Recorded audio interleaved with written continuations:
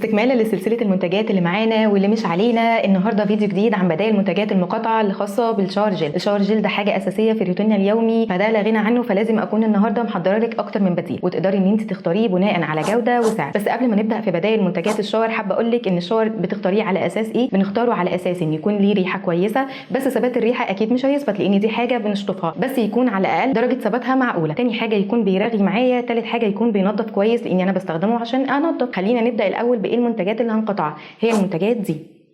اما البدائل اللي هتكون معانا، فاول بديل هو منتج فريده بيتميز ان هو بينزل منه روائح كتيره، فتقدري تختاري الريحه المناسبه ليكي. تاني منتج معانا هو منتج ريزوس بيتميز ان هو ثباته كويس، اقل كميه منه هتعمل رغوه فتقدري تستخدميه كهاند ووش، وهم كمان منزلين هاند ووش منه. تالت منتج معانا هو منتج ايفا من الحاجات اللي ثبتت نفسها جدا في الماركت، ومنزله ايفا شاور كريم ومنزله ايفا شاور جل. طب ايه الفرق ما بينهم؟ الايفا شاور كريم ده فيه حاجات مرطبه اكتر، فهيناسب الناس اللي بشرتها جافه وبالتالي رغوته مش هتكون قويه. الايفا شاور كريم ده رغوته هتكون قويه وهتناسب الناس اللي بشرتهم دهنيه. رابع منتج معانا هيكون افوفا برضو براند مصري وثبت نفسه جدا في الماركت. افوفا بتتميز ان هي دايما بتنزل منتج وعليه منتج، مره تنزل شاور جل ومعاه البادي سبلاش، ومره تانية تنزل الشاور سكراب ومعاه السبلاش، فبالتالي دي ميزه كويسه جدا ليهم، بالاضافه ان اسعارهم معقوله. خامس منتج معانا هو منتج كامينا ده من الحاجات القديمه جدا، بس في نفس الوقت من الحاجات برضو الكويسه جدا في الماركت وتقدري ان انت تستخدميها وليها روايح مختلفه. سادس منتج معانا هو شاور جل مود بينزل بروايح كتيره، وخليني اقول لكم ان هو بديل فعلا لباسنت بادي وبينزل منه روائح كويسه وثباته معقول. حابه ان انا افكركم ان ثبات الشاور مش لازم يكون مطول معانا فتره طويله. سابع منتج معانا هو بندولين